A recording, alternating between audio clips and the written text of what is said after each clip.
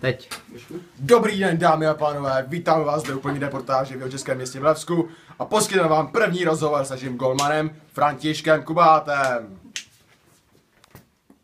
Jak bys hodnotil tento zápas? No tak určitě jako snaha tam byla, ale soupeř byl lepší ale jako snažili jsme se, obránci nedělali, co měli.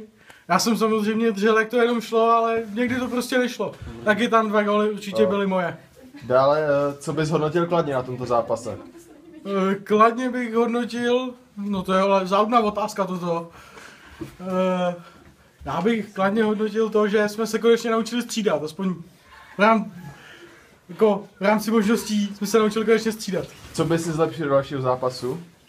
Já bych vyměnil tým komplet. Teda kromě kapitána. Co teda v zápase vlastně nefungovalo?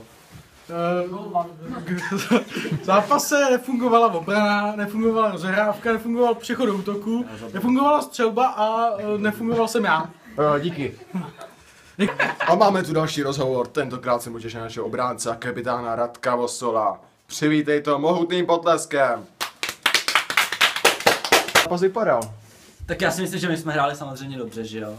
Brankář nám to kazil celou dobu, bylo to vidět, že ten gól byl prostě první jeho. Dál já jsem se snažil samozřejmě, když jsem nebyl ve hře, tak ty góly padaly dobře, ale jako, když jsem tam byl já, tak to bylo dobrý, no.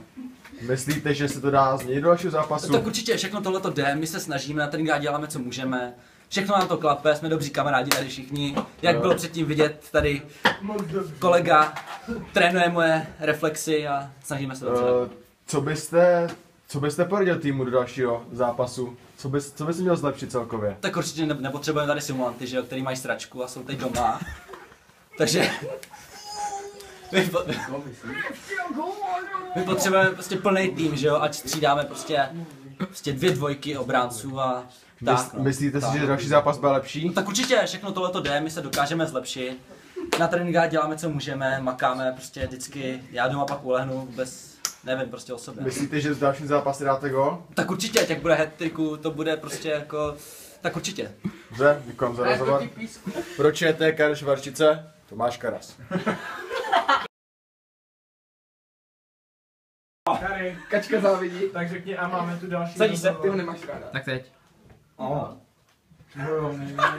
Máte se na co těšit a věřte, že bude o co stát. Jo.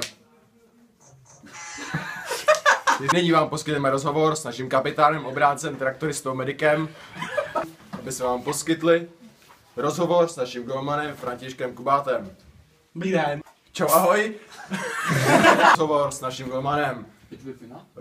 Nevím. A vítejte úplně reportáž, dámy a pánové.